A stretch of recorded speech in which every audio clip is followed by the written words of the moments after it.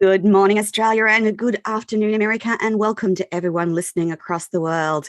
This is Radio Toni with Art You Deserve and the glorious Tracie Eaton.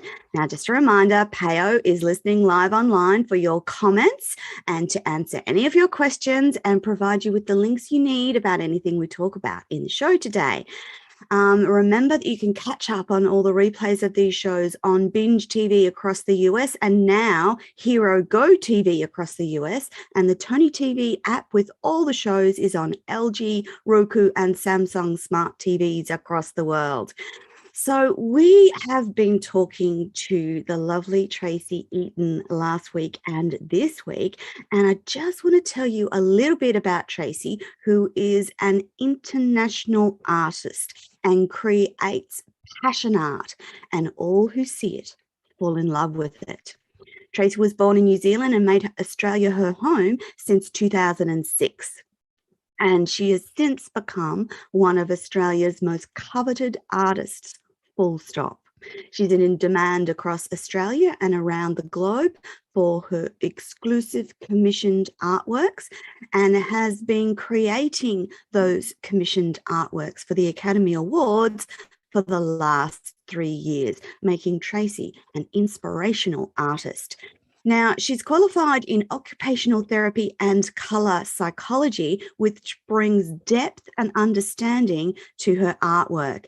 And today, Tracie and I are going to talk about some of the concepts you'll hear us mentioning throughout the show, the series of shows, and that is around contemporary versus modern art. This series of shows is really about the life of an artist and how their passion for painting and art transforms into life. Tracie's been described as a modern and contemporary artist, so I wanted to explore these labels first up this week. Tracie, what is modern art in the true sense of the word? And good morning, and how are you? Good morning. I am fabulous, apart from cold, as we were just saying before, but very happy to be here today. So thanks for having me. Now, modern art, I find it a very interesting term because actually modern art isn't modern at all. The term relates right back to like the 1800s, which is crazy, right? Because 1800s isn't modern. And my first realization of that, because I'm self-taught, I didn't go to university, was when I went to the Museum of Modern Art in New York. So I was all excited going, oh, I'm going to see all this like really latest stuff. Where I was seeing Van Gogh and Salvador Dali and all these what we consider masters now. Beautiful work. But the reason they called it modern art is it really was actually the beginning of artists really quickly and strongly walking away from what was historically traditional art, which is realism, painting something exactly how it looks. So modern art became more expressionist, it became more interpretive. They were using color, they were using form, they were exploring symbolism and the idea of something as opposed to what it was. And that's really what formed modern art way back when. And it also really relates actually to people who are no longer here. So that's interesting in itself. Whereas I actually I don't know if you want to be labeled a modern. I don't know if you want to be. Well, let me talk about that because I've thought you're right. Hello, I'm not dead. I'm here. I'm fully here. Woohoo! Thank God. So hence my contemporary artwork, like in the true sense of the traditional sense of the word, or the artistic industry sense of the word, I am a contemporary artist because I'm current. I'm here. I'm alive. I'm still painting, and I paint based on what's happening now, what I'm feeling, what I'm experiencing, and what the world's seeing. So that's what contemporary art is. However, I like to feel a little different, and I'm not a traditionalist in any way. I call myself a modern artist because when I first went into full-time business, the majority of my clients are just an everyday person who are not necessarily art collectors, who don't truly, who don't really understand all the ins and outs of the art world, which incidentally you don't have to. So for me, I felt the word modern indicated to people who don't necessarily have a historical artistic background that I paint in a more expressive way. It's not realism. So that's why I chose to call myself a modern artist. So interesting, I'm kind of running these two worlds where in the traditional art sense I'm a contemporary artist, and that's why I'm listed in, like I was listed in a book for the leading contemporary artists of 2021 around the world, which was so amazing. So in that area, I'm contemporary, but in my mind and in my clients' world, because as I said, most of them are just people who want something for their home, they want a beautiful piece for their home. I'm modern. So they're buying something that is a piece of beauty and it's unique and exclusive versus from the traditional. That's right. Art. It's current today. So in their world, I believe that's modern. So that's why I chose, because I'm more committed as a person and a brand, I suppose, to working with people who just want to have something beautiful. And I don't care where they come from. I don't care what their knowledge is. All I care about is they want something fabulous. And so to me, that means we can be modern and funky. Hence why I chose the word modern art. Even though traditionally and officially it's not quite right. Crazy. So from the traditional world, you're labelled contemporary. But if you look at some of your beautiful artworks, though, they lend themselves to that modernist era from the bygone anyway. But so in terms of what... I think if you think about modern art as a broad definition, which is that symbolism and all about subjective experience, then absolutely that's how I paint, no question. So I kind of broadly fit that term, but when you think about the fact that that modern art era really depicts people, as I said before, they're no longer with us and sort of finished around the 1950s or 40s, 50s, I so obviously don't fit that part of the mold. Thank God for that. I'm so glad that you're still painting.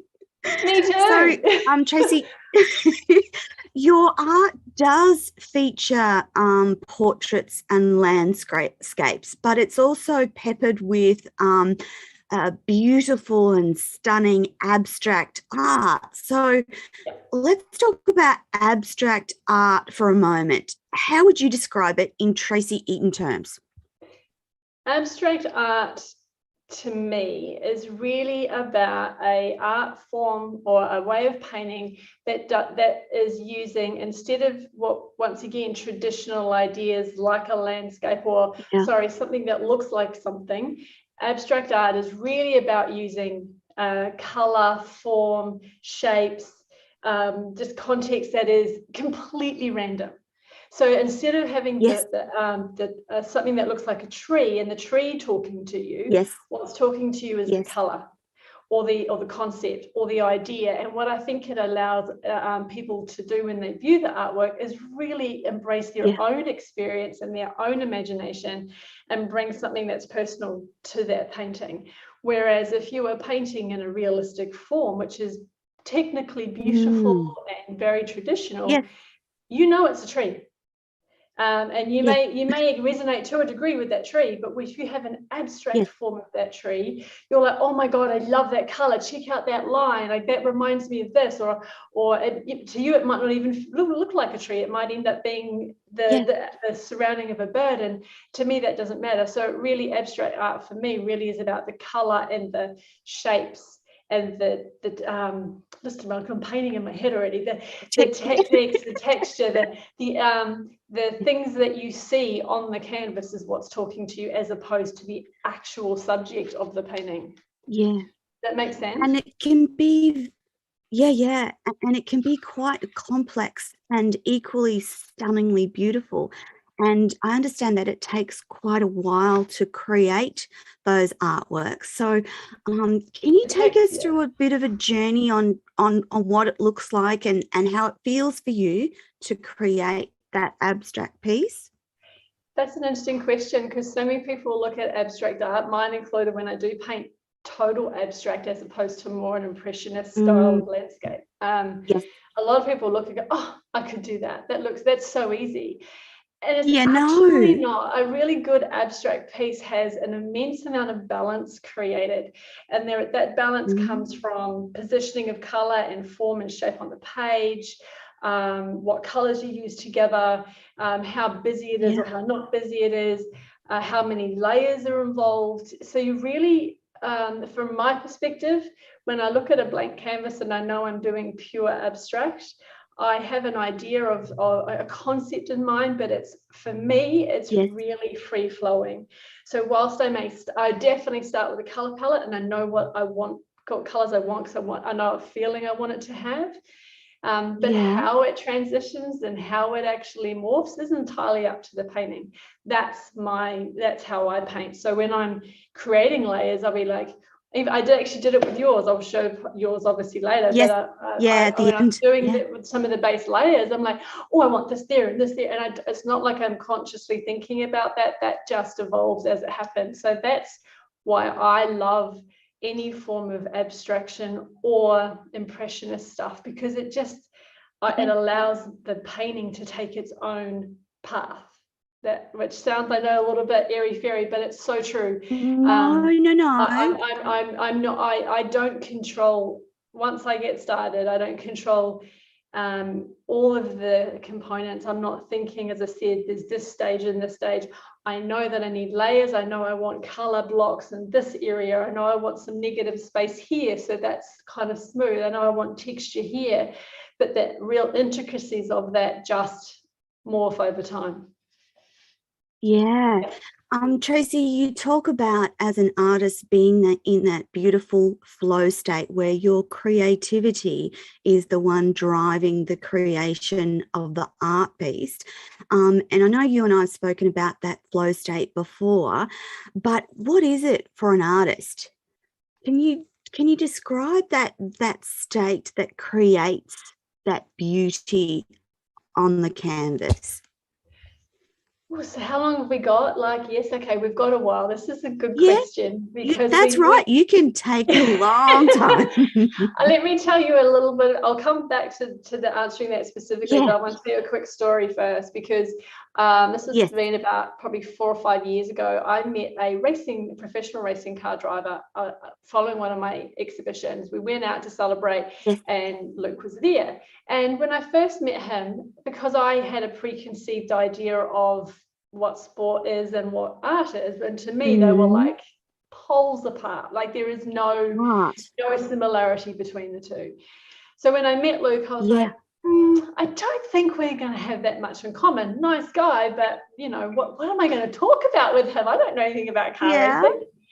So we started chatting, and somehow it got around to talking about what we call the genius zone, which everybody has. And his genius zone obviously is racing. My genius zone is painting.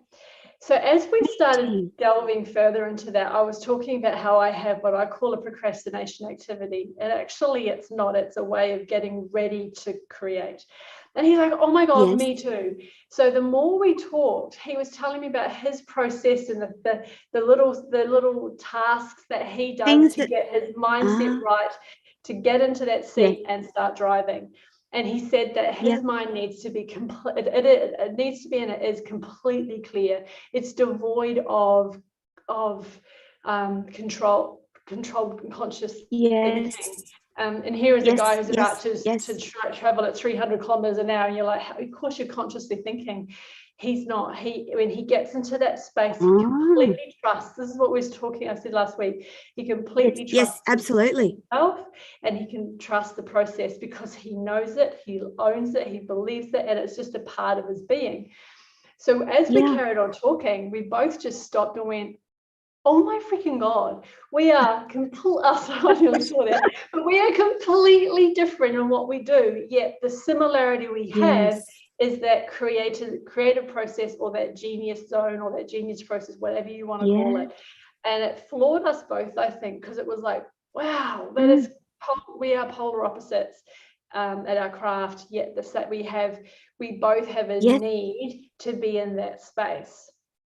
So for me, and I would say that for every artist, it would be different. I'm sure it's different. I mean, any artist, a writer, a musician, you're a creative person. A business owner that's highly successful is a creative person, and we'll all have our own little zone. So obviously I can't comment on other people's, but for me, it is fully addictive, first point. Because it feels so in a good way. Like I'm not working. In a good way. Oh, in a great way. Yeah. I could do it all the time, because you feel like you're not working. So you have, I feel it just comes so naturally to me.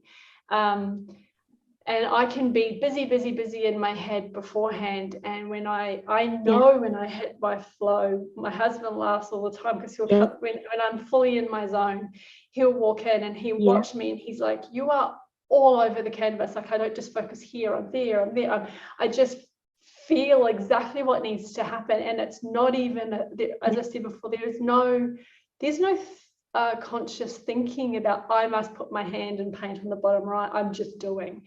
And I paint fast, very fast, when I'm totally in flow.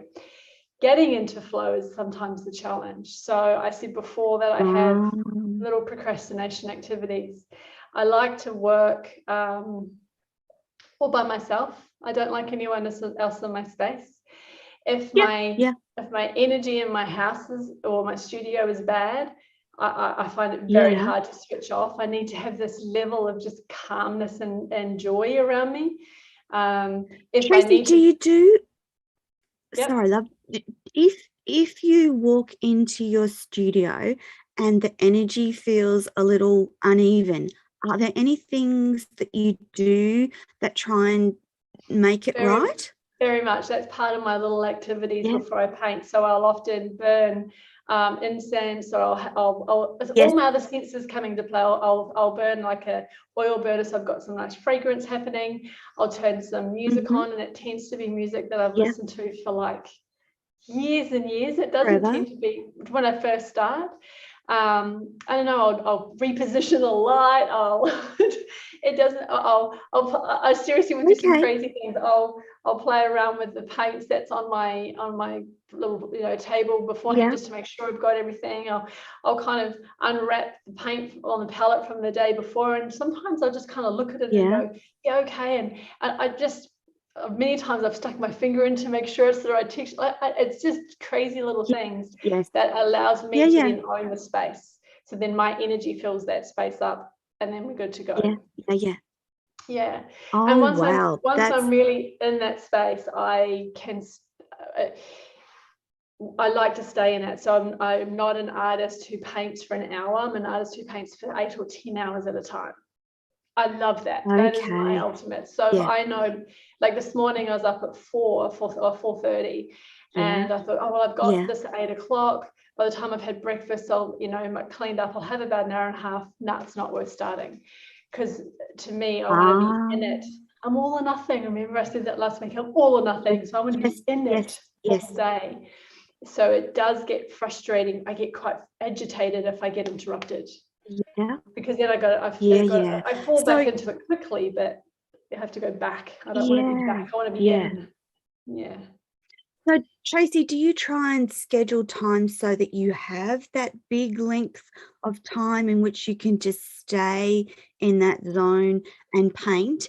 And does time tend to stop during that time, so that you're painting and painting and painting and painting, and then suddenly realize it's dark?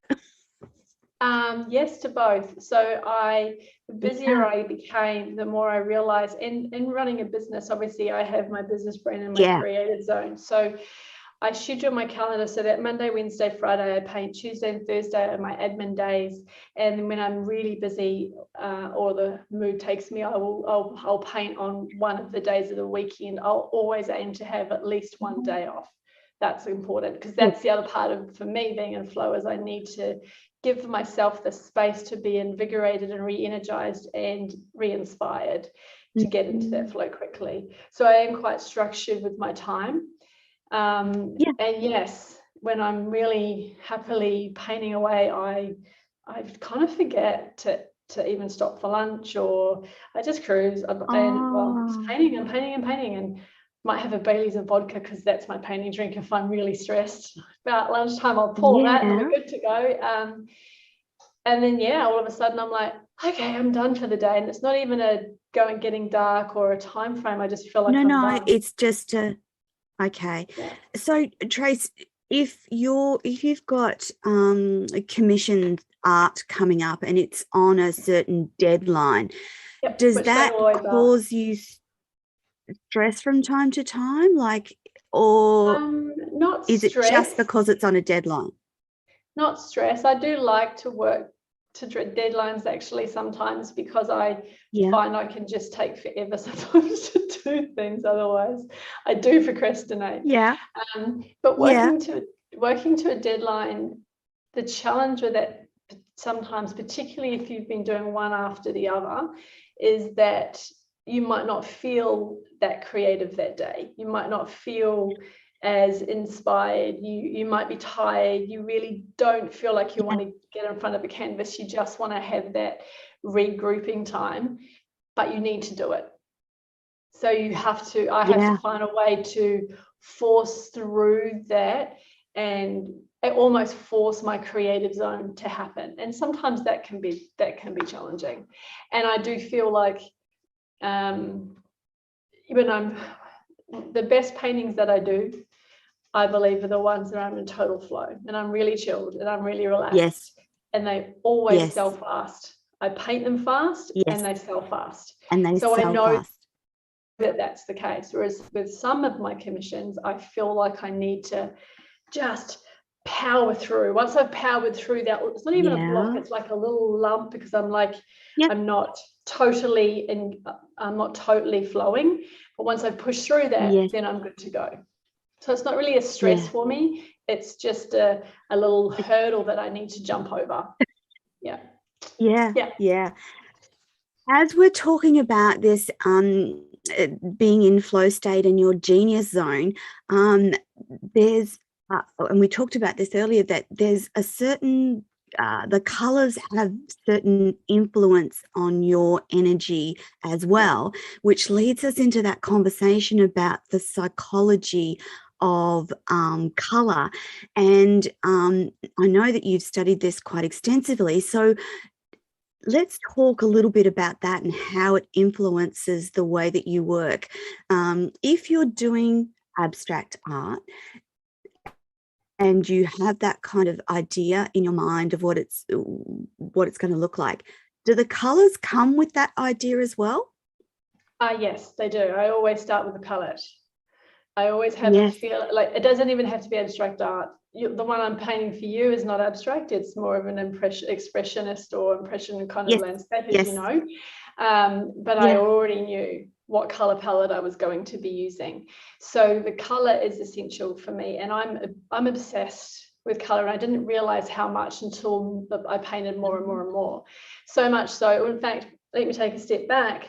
In between doing occupational therapy, where I did art therapy, and then studying color psychology, I also ran a digital marketing company. So from a business standpoint, I was working with brands to use color. So a huge part of my life and career has been about working with color.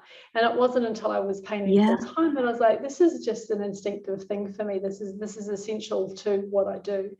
So yes, color, it's also an interesting one, because as an artist, obviously every single thing that we do, I always say that every painting is a piece of our soul that we're gifting to people every time that we paint. And it's so true.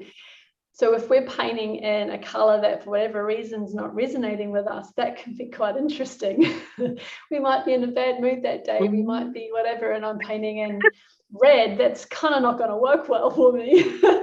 So that's cool. So I'll tell you a story about this, because I mean, I could talk for hours about color psychology, because it's also just like modern art. It's also not a new strategy. It's been around since, oh my God, Isaac Newton was the one who discovered the relationship of it with color. And color scientifically is a vibration, right? Which means that everyone can sense it, and we subconsciously sense it. And we are surrounded by it. So when people don't have color, they often feel quite flat and quite depressed, because they don't have that color. And I don't remember if I said this last week or not. Did I tell you guys a story about the children who've been blind from birth? I don't think so. I think we've talked about it, but I don't think we've told the audience about it. Because I became obsessed at this point. This is when I was doing my occupational therapy training. So I was 20, 21, 20. And I don't recall where it was done, and I'm sorry, I don't recall the people who did it. So that's bad of me. But all I could remember was the result. typical artist, right? Oh, this is the nice bit, I'll remember that. But they did an exercise with children aged between 6 and 8 who had been blind from birth. So therefore they had no conscious or cognitive understanding of what color looks like. So what they did is they put all the kids in different rooms, and they had silk scarves, so the same fabric, but the silk scarves were dyed different colors. So there's blue one, red one, green one, yellow, etc. They draped these scarves over the kids. They could feel it on their skin. They could touch their skin. Yes. And every single kid described the blue scarf in the same way, a red scarf in the same way, the green scarf in the same way. So, blue was cold, or some, people felt like it was really calm in kid language, but calm and relaxed. Red was like fire, and they felt energized. And the more I heard, the more I was like, oh my God, how is this possible? This is just blowing my head. It got me excited about how color can unlock communication, it can unlock emotions, it can really help us transition from one stage to another.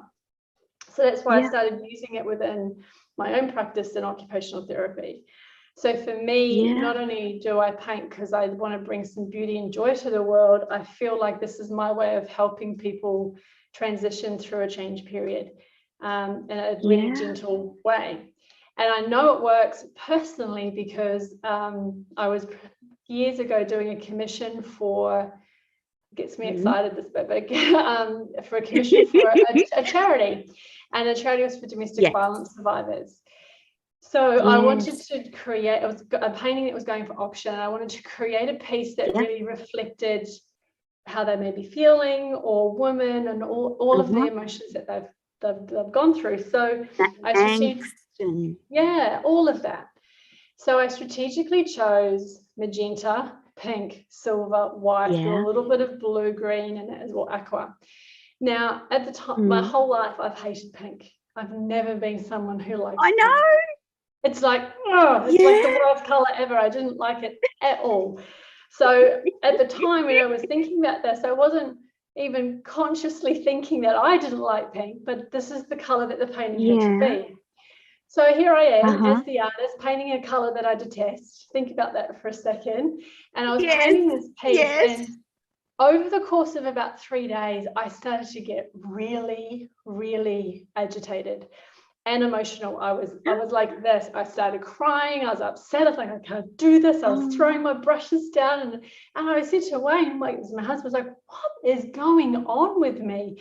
So I went to the studio the next day, started again, and I was like, I can't do this. So I threw my brushes down, took the canvas off, put another canvas onto a table so I could pour some painting. Like, I'm just going to start another one. And I once again wasn't consciously thinking about what I was doing. I poured all this yellow and green and all, like, just totally contrasting colors, finished that and went, oh, thank God. And it was like I took this step back and I could calm down. And the moment I did that, I realized pink is all about, and magenta specifically, is all about universal love and self-love and caring for others. But most importantly, it's about being self, loving who you are, I guess, and knowing what your gifts and what you can give to people. That's why I didn't like pink. We've all had our challenges, and there's a long period of my life where I did not value myself enough, and pink was firing up all of those negative self-comments that were going on in my head on all of those emotions. And the moment I stepped back from that yellow and I just hit me in the head, I was like, oh my God, you idiot, you so know this. I studied this. This is exactly what's going on. But because I was immersed in it, I didn't see it. Anyway, as soon as I realized that, I could take a step back. I took a couple of days and went, I've got this. I brought some stuff up for me that I thought I dealt with. So I had dealt with that. I went back to my studio, finished the painting within a day and a half, and spent like the next literally 3 or 4 months wearing pink nail polish. I bought pink tops. I was like, oh my God, I've got pink everywhere. And then I've created, I'm not like that with. So the point being is that We don't even sometimes know what color is going to bring up for us, but it will do it. It categorically. Yeah. I've seen too many examples and felt too many of my own examples to not understand that color brings up emotion. It's amazing. And so, Tracie, that when you were marketing, I'm guessing that the same thing happened with branding colors and palettes for businesses. So think about McDonald's. It's the perfect brand, right? Yeah. It's a fast food joint. Yeah. Red is about fast action and impulse buying. First point. Yeah. Yellow activates your mind and increases hunger. Hello. Oh. Like, oh my God, whoever created that brand, I'm like, oh, you were amazing. They knew it, and it's perfect for their brand. Absolutely perfect. Yeah. So you've got KFC is red, Red Rooster is red. I've never thought about it like that. You go to the mall and any retail store will have red. Sales, impulse buying. Oh my God, let's act now. Let's do this. It's bold, it's fast, it's very action-based.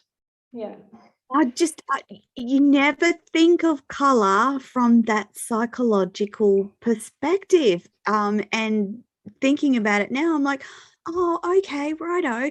And so some of the, I know when I was reading about and prepping for the interview today, and I was reading about some of the colors and so they seem to be grouped into cool, warm, and neutral colors. And I know when you do a commissioned work, you actually tap into the personal, or even if it's a business or a building, and that transfers through into the painting. So what do cool colors represent in terms of the psychology of color, Tracie? I wouldn't necessarily just say cool colors because it does vary. But let's look at, I wrote a book about this, by the way, because I wanted people to understand how to use this in their home and in their life. Yeah. But because every color has a positive and a negative polarity, just like life. There's always good bits and not so good bits. I'm a bit of an optimist, so I always focus on the good bits. So let's look at blue. So blue, oh my God, you've got light blue, dark blue, all sorts of things. And we can talk about that because every time you add, so when we talk about the psychology of color, we're looking at the primary color without any white or black or gray added to it to change the shade or the tone, right? So it's that base color. Blue is about trust, communication, honesty, leadership. It's calming. It's actually, people say it's masculine. It's absolutely not. It is a very feminine energy. It's the polar opposite to what people often think. And you can feel that because when you look at the sky, you look at the ocean, you feel this level of nurturing and calm. And that's what blue's all about. Yeah. Well, in part. Green is, but then it can be you can change it by adding the white or the black, which changes it again, doesn't it? And changes the energy of the color. Blue is a lot more. It does, because white is all about purity, clarity, and anything is possible. So if you put too much white around, it actually whitewashes potentially what you're feeling. But white, when you add it to a color, so you think about blue being trusted and nurturing and leadership. A light blue is all about communication and speaking your truth, because obviously white's about clarity and purity and openness. So if you've got openness and communication and trust together, it's about absolutely speaking your truth. So, and there's examples of people who do public speaking when they're feeling anxious, or they'll wear light blue rings, or they'll wear light blue clothing, and it will help to actually just allow them to open up and speak. So you can use it in so many ways in life. It's just it's a little rabbit warren. You could delve into it and speak about it for hours, because you can use it in every facet of your life. It's like, women are good at it, right? We'll get up in the morning, we've got to have a cup of coffee, we walk into the wardrobe, like, what am I going to wear today? Oh no, I don't want to wear black. I feel like wearing this today. And we don't even think about why we may feel like wearing that. And it could be the style, of course, but I could guarantee you it will also be for some reason that color is resonating with you that day. It's making you feel good that day. You might need it. You might be feeling a bit low, so you don't really want to wear blue. You want to wear something that's going to pep you up a bit more. You might feel like red. you need, like red. Yeah. You might feel like you need some confidence. So you'll wear black, because black is protection, it's strong, it's powerful, and it's a confident color. So is red. Red's a confident color. Yeah. So when I was in corporate was not my thing, as I said last week. And I didn't realize that progressively over years, my entire wardrobe was black. I lived in black. And I was overbalanced with it. So there wasn't a balance, but there was black everywhere because I needed a mask. I mean, it's like protection. A warrior sticking on their whatever, or I needed that. And that's what black gave me. Yeah. Whereas if I wore Tracie, in surrounding yourself with that black, so this was before that you're painting predominantly all the time. Do you think you were trying to like stop that creativity and color coming out? Is that part of what the black was around? Or was it more about? Yeah, I hadn't thought about that. But I feel like maybe, but I do feel like it was more about giving me the strength and protection to continue and the confidence to continue. To do what? I think so. Yeah. But I hadn't thought, black would suppress things. So potentially could have been just like, no. Because inside of you was this mastermind creative artist. Yes. And beauty and color and mix and gorgeousness, and it hadn't yet come out, but possibly deep within your soul it knew that was there. So your soul knew that at me. It was fully screaming at me to embrace it. Let loose. Go nuts. I still think of the courage that it actually took you to go from what you were doing into the artist space, and we talked about this, there is a misconception that artists are undervalued and it's you're going to be poor for the rest of your life. Those sorts of things tend to come into our mind when we think of artists, but that's not what it has to be. So you've created this amazing business and life from following and allowing that creative passion to be transferred into the artworks you produce.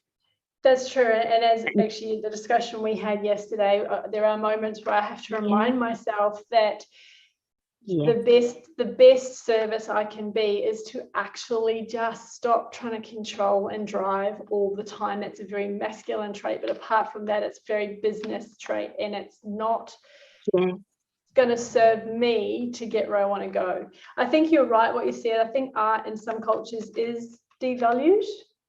I don't think it's not. And it should never be. It should never be. Even at high school, going through school, we're told that art isn't a real career. So, and I don't know, I don't have children, so I don't know if that's changed now, but I feel like, if parents were given a choice for their child to be a singer, an artist, a poet, or a rugby player, or a netball, they would be more leaning toward, in our culture, definitely leaning towards sports. Yeah. And that's something that I would love to change. And my way, I guess, of changing that is just to continue to just create something that is beautiful. Because I was talking to someone the other day, actually.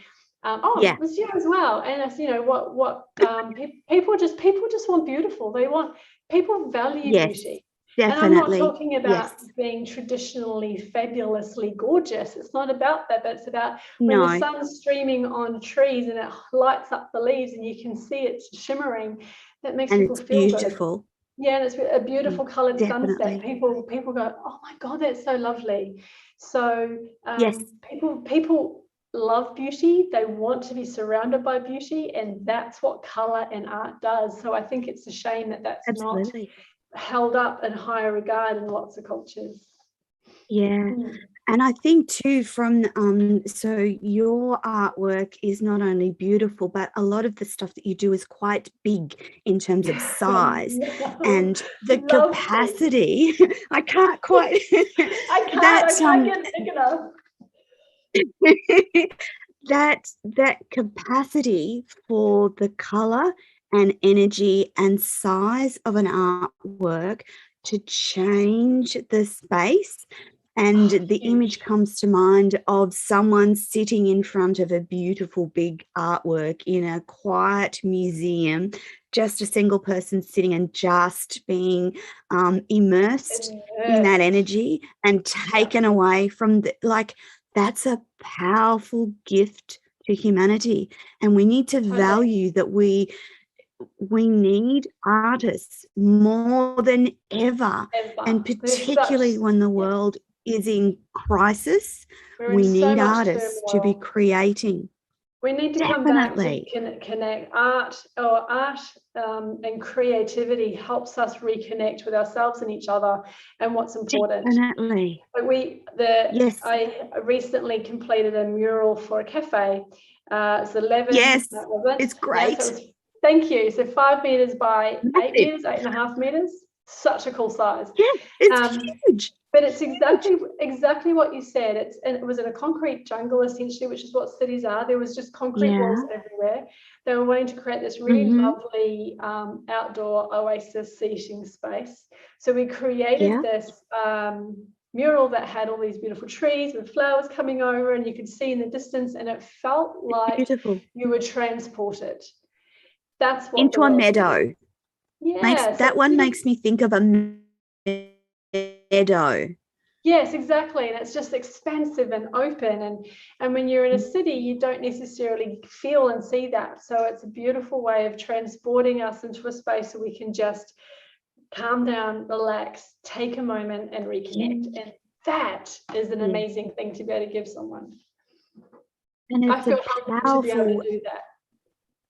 Yeah, because you like the big landscapes and big murals that you can get lost in that, can't you? Yes, it's so cool. I mean, I'm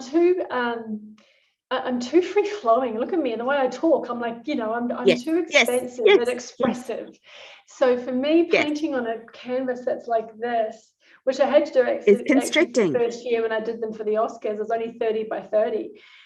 It was tiny, and I'm like, I feel like I was like this, and I just wanted to chuck it, or big brush strokes, and I'm having to do this, and I'm like, oh my god, this is so not me. Whereas like the easel behind me, it looks quite small, but it's 2 meters in length. It is big. It is. Which is big enough, and I stand in front of it, and I can't even, I can't reach the edges. So, and it holds. I can paint nearly 3 meter canvas onto it, so it's good. On that. Yeah. Tracie, just going back to the Oscars for a moment, when you did, I think it might have been the 20 this year, where you did the bigger paintings and then the gift was a small portion of the overall art. Yeah. So the original was quite expansive, but the actual gift to the actor was smaller, which I thought was a wonderful way for them to have a portion of that beautiful big painting, whatever it was. Of course, my favorite is the Ellen DeGeneres one.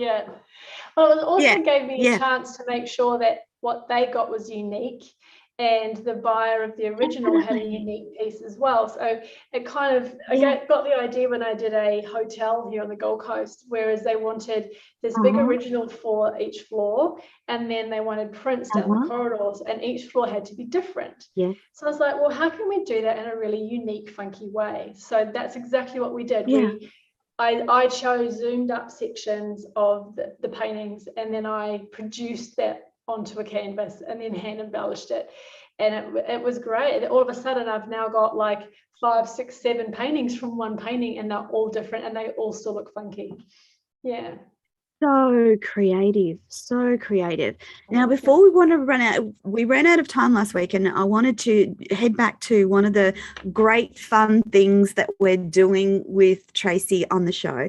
And so part of that, the show that we're doing is a commissioned work for me and my home. And Tracie's been taking me through this amazing commissioning process, which I don't know, it feels really, it's a lovely process. So it starts with a conversation, and then it goes into the space where the artwork's going to go, and then into the colors and the psychology. And it's just, for me, it's like a big warm hug of an experience. Thank you. But what it's really lovely, people. So if you ever want to have something beautiful, get a commissioned piece that is you and unique and specially made for your home, because the process with Tracie is just, it's beautiful. Anyway, so we've been going through this commissioning process and at the beginning, Tracie said, you make all your own canvases. So can you just quickly tell the audience how you do that and why you do that? Because I think the reason why you do it is fantastic. I didn't like, very simply, didn't like the quality that I could get in a store. That's the first point with canvases. Yeah. And I was also frustrated that I was restricted by size and shape, because I'm like, I want to paint what I want to paint, and I couldn't always get what I wanted. So I thought the only way to make sure that we do get exactly what I want is to make it in-house. So we create a couple of different types of canvases. One which is just stretched over a wood frame, which is called a stretch canvas or gallery mount, which is what yours is, which I'll show you in a second, because I've purposely kept it out of the frame so you couldn't see. Then so we do that as a standard.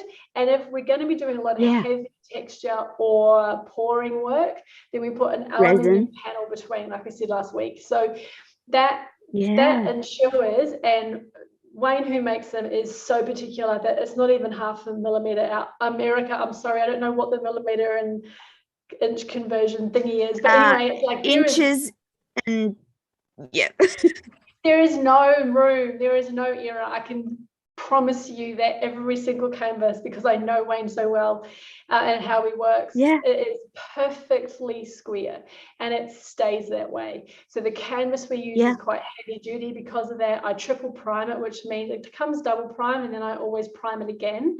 So in the last week since we spoke, we've been through that process. We've created your canvas, we've primed it to make sure, and priming is important because we use it comes with a titanium dioxide color covering, and it guarantees the canvas from wear and tear. Like, it's a lot harder to and because it's cotton, so it will deteriorate over time. Those primings minimizes that.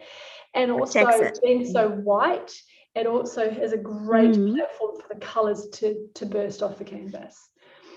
So we do that, and that, so a really important process. And because we make them ourselves, I can have whatever shape and size I want. So I can walk into your home, or like we said over Zoom, I can look at your wall and go, oh my God, I reckon we can do this by this, let's do it. And I don't even have to question it. So there's nothing standard about what we do, which I like. That's good. And it means that, as I said, that was the other thing.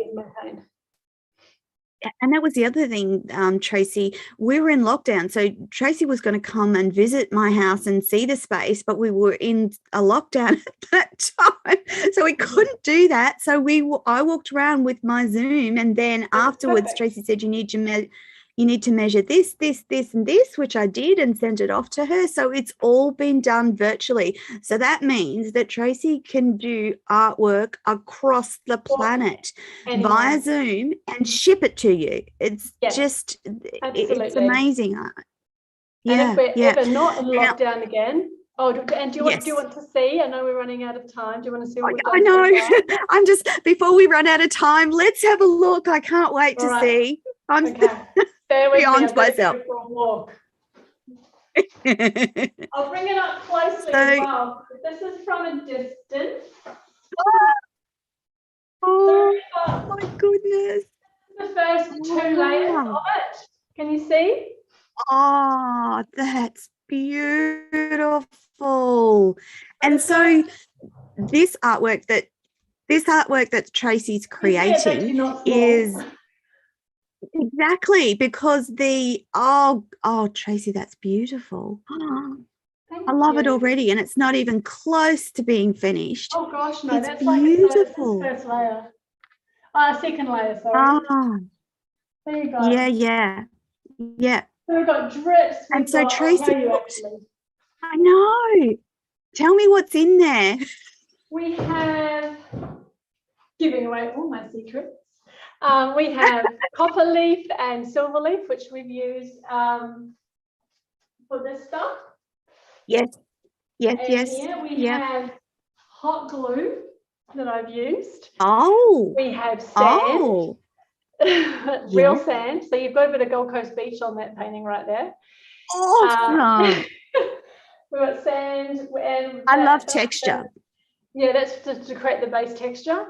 Then what I've done is I've used, I think I said last week, I don't use water to thin out my acrylic paints because it breaks it apart.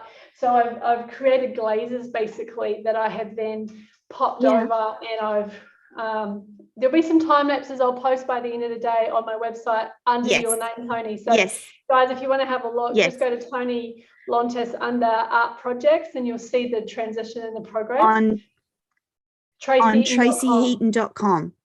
TracieEaton.com. I've taken photos and time lapsing, so you'll see that. But we take paint off, we lay it on, take paint off. There's all sorts of techniques that I've used to get this effect. That's fantastic. I'm so excited that we can do this and show your creative process, because I think that people need to understand how much time and effort goes into creating these unique masterpieces. Now, before we run out of time, quickly remind that on Tracie's website, you can see lots and lots of her artwork around the Academy Awards and the projects that she's done producing the stuff for the Academy Awards. You can also see a number of her unique commissioned art pieces, and you'll also see some of her beautiful paintings that are for sale. Now, just a reminder that Tracie's artwork is exclusively unique. There's no other, you're not going to see a carbon copy of her stuff anywhere else, unless it's one of the prints that are limited edition and created via a different process. So the big, beautiful artwork you see is unique and available only from Tracie Eaton. And then you'll also see the places where the big hotels, motels, public spaces have commissioned work by Tracie. And anyone who's in real estate or development, if you're listening today to the show, Tracie does amazing work in that space as well for developers and real estate who want to have something really special in their spaces. Tracie, we are doing another commission for just quickly. Where we're doing a 12-meter wall, 12 by 4 meters. It's a huge wall, and which I'm really excited about. We're painting an original painting that we are then reproducing onto a commercial grade wallpaper to wallpaper their entire reception area, which will look insane. It would be so fun. So absolutely, it's endless what we can do. Endless. I was just going to say, if you go onto Tracie's website, there's a bedroom there with the most spectacular wallpaper. So that's the other unique thing for designers and people that work in the styling space. Tracie can create something completely unique and put it into wallpaper, and you can put it on the wall. So lots of scope and creativity around what Tracie does. Tracie, thank you so much for being with us again this week. I can't wait till next week. Listeners, we're going to do a little bit of a show swap, and next week we'll be on at 12 midday. Same show, same people, but a little bit later in the day, so that we can show you the progress of what happens with my commissioned piece, and we'll also be delving a bit more into Tracie's life as an international contemporary modern artist. I keep going to call you modern, and now I've got that definition in my head about what modern artists are, and you're not dead. You're very much alive. No, I'm so much alive. Tracie, I love the start of the painting. It's just, I want to crawl into it. It's beautiful. Thank you so much. My friends, is our lot for this week. I have to say before you finish very quickly, it took a lot of willpower for me yesterday to stop painting it. I was totally wanting to carry on. Because I'm so not used to having to, showing these stages, which is a good thing. And I finished this, which is a special. Yeah, so I waited for it to dry because obviously each layer, this has to be fully dry before I paint it over top of it. So by yesterday afternoon, I was like, okay, I can do this. It's like, no, I can't do it. So it's interesting. So thank you for the challenge. It's fantastic fun. Tracie Eaton, thank you so much for being on the show today, and we will be back next week. See ya, everyone. That's our lot for today. Bye. Bye.